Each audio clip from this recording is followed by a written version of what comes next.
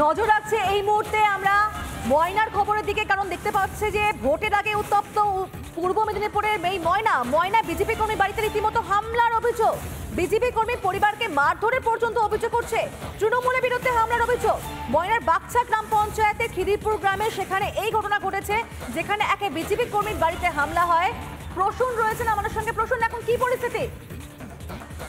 দেখো, আবারও কিন্তু উত্তপ্ত ভোটের ঠিক আগেই ময়নার বাগচা, এবং দীর্ঘদিন ধরে এই বাগচা উত্তপ্ত, এবং যেটা জানা গেছে যে ওই এলাকার তৃণমূল নেতৃত্বের বেশ কয়েকজন নেতৃত্ব তারা কিন্তু যায় এবং এক ব্যক্তির বাড়ির উপর চড়াও হয়। মধুসূদন হাজরা যে ব্যক্তি, তিনি কিন্তু চিকিৎসাধীন রয়েছেন। এই মুহূর্তে ময়না হসপিটালে ভর্তি রয়েছে এবং তার বাড়িতেও কিন্তু গতকাল রাতে ভাঙচুর হয়েছে বলে অভিযোগ বিজেপির। সব মিলিয়ে কিন্তু আবারও থমথমে ময়নার বাগচা এলাকার যে ওই এলাকা, এবং ফলে সব মিলিয়ে যে ভোটের আগে আবারও উত্তপ্ত হচ্ছে এই যে খিদিরপুর গ্রাম। এই খিদিরপুর গ্রাম কিন্তু ময়নার যে বাগচা গ্রাম পঞ্চায়েতের অন্তর্গত এলাকা। ফলে বাগচা এলাকায় জুড়ে যে দীর্ঘদিনে যে সন্ত্রাস বা এলাকায় উত্তেজনা থেকে প্রতিটা মুহূর্তে, সেটা কিন্তু আবারও উস্কে দিল এবং পাশাপাশি আবারও ভোটের আগে উত্তেজনায় ছড়ালো খিদিরপুর গ্রাম। মানে বলা যায় যে ভোটের আগে আবারও শিরোনামে ময়নার বাগচা। ধন্যবাদ তোমাকে প্রসূন।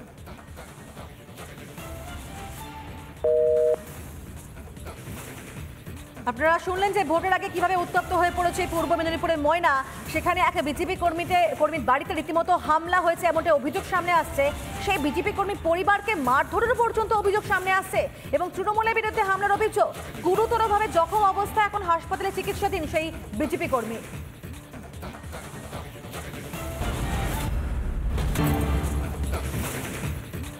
আর এই মুহূর্তে নন্দীগ্রামে থেকে নজর রাখতে হচ্ছে। নন্দীগ্রামে বিজেপি কর্মীদের বাড়িতে হামলার অভিযোগ। বিজেপি মহিলা কর্মীকে মারধরের অভিযোগ। হাসপাতালে নিয়ে গেলে এক মহিলা কর্মী মৃত্যু পর্যন্ত হয়েছে। আরো বিস্তারিত আমরা জানবো এই মুহূর্তে। পরিস্থিতি কি আমরা জানবো। বিষ্ণুব্রত রয়েছেন আমাদের সঙ্গে। বিষ্ণুব্রত, কি জানতে পারছো, কি ছবি এই মুহূর্তে? দেখো, ঠিক স্পষ্টভাবে ভোটের আগেই খবরের শিরোনামে ফের নন্দীগ্রাম। গতকালই সোনাচূড়ায় অভিষেক বন্দ্যোপাধ্যায়ের সভা ছিল।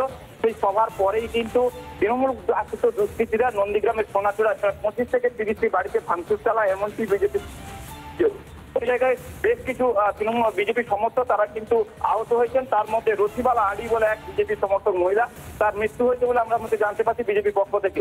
এই ঘটনার পরিপ্রেক্ষিতে গোটা সোনা এবং বিক্ষুব্ধ হয়েছে এবং সেই সঙ্গে পথ অবরোধ নেমেছেন বিজেপির কর্মীরা। যদিও তৃণমূলের এই পক্ষে কোনো প্রতিক্রিয়া পাওয়া যায়নি, তবে এই অভিষেকের উস্কানি মন্তব্যের ফলে এই যে ভাঙচুর এবং মারধর এই ঘটনা ঘটেছে বলে এমনই বিজেপির পক্ষ থেকে অভিযোগ হয়েছে।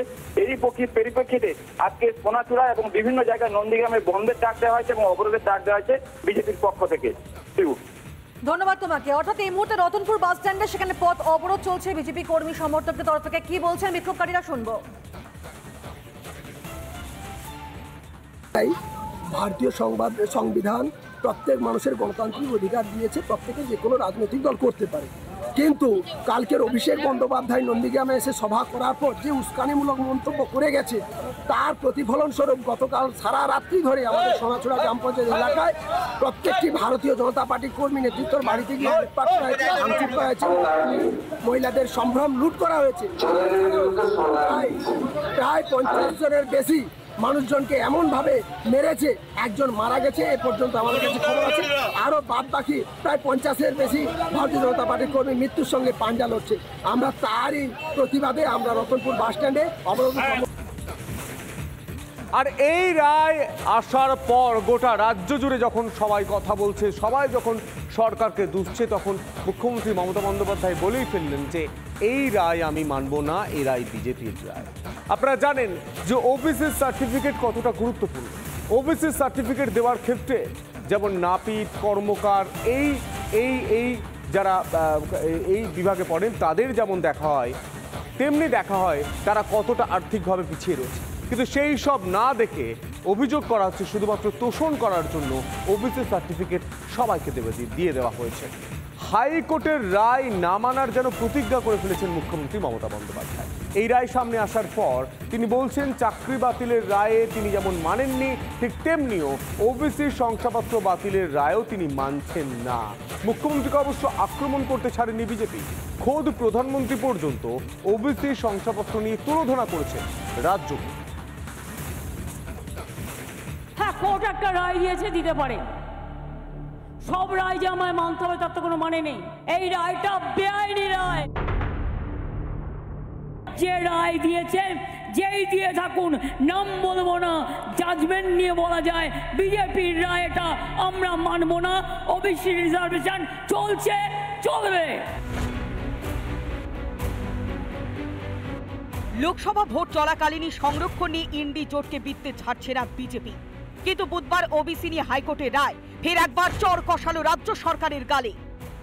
2010 के बाद से जारी सारे ओबीसी सर्टिफिकेट कैंसिल कर दिया है। ये वोट बैंक की राजनीति, तुष्टीकरण की सनक हर पार कर रही है।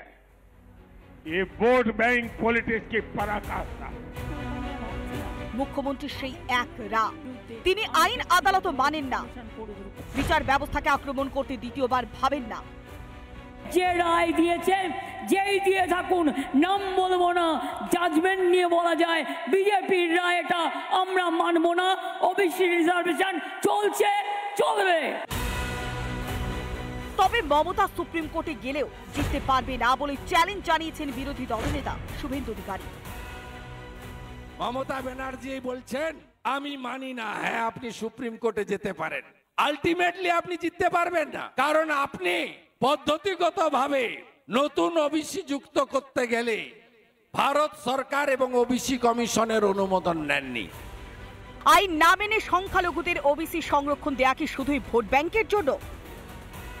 তোষণে রাজনীতি করতে গিয়ে আর কতবার আইন ভাঙবে বাংলার শাসক দল?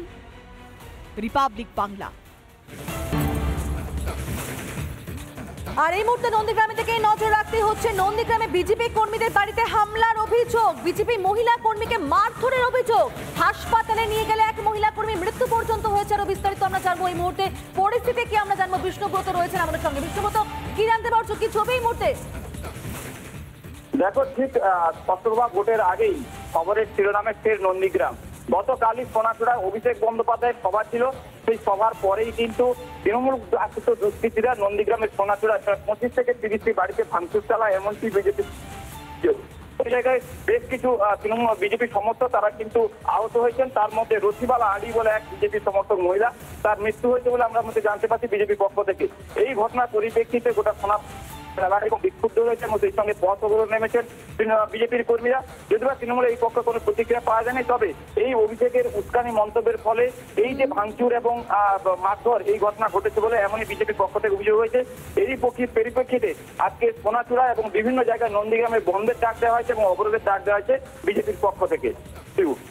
ধন্যবাদ তোমাকে। অর্থাৎ এই মুহূর্তে রতনপুর বাস স্ট্যান্ডে সেখানে পথ অবরোধ চলছে বিজেপি কর্মী সমর্থকদের তরফ থেকে। কি বলছেন বিক্ষোভকারীরা, শুনবো। ভারতীয় সংবিধান প্রত্যেক মানুষের গণতান্ত্রিক অধিকার দিয়েছে, প্রত্যেকে যে কোনো রাজনৈতিক দল করতে পারে। কিন্তু কালকের অভিষেক বন্দ্যোপাধ্যায় নন্দীগ্রামে এসে সভা করার পর যে উস্কানিমূলক মন্তব্য করে গেছে, তার প্রতিফলন স্বরূপ গতকাল সারা রাত্রি ধরে আমাদের সোনাচূড়া গ্রাম পঞ্চায়েত এলাকায় প্রত্যেকটি ভারতীয় জনতা পার্টির কর্মী নেতৃত্বর বাড়িতে গিয়ে লুটপাট করা হয়েছে, ভাঙচুর করা হয়েছে, মহিলাদের সম্ভ্রম লুট করা হয়েছে। প্রায় 50 জনের বেশি মানুষজনকে এমনভাবে মেরেছে, একজন মারা গেছে এ পর্যন্ত আমাদের কাছে খবর আছে। আরও বাদ বাকি প্রায় 50-এর বেশি ভারতীয় জনতা পার্টির কর্মী মৃত্যুর সঙ্গে পাঞ্জা লড়ছে। আমরা তারই প্রতিবাদে আমরা রতনপুর বাস স্ট্যান্ডে অবরোধ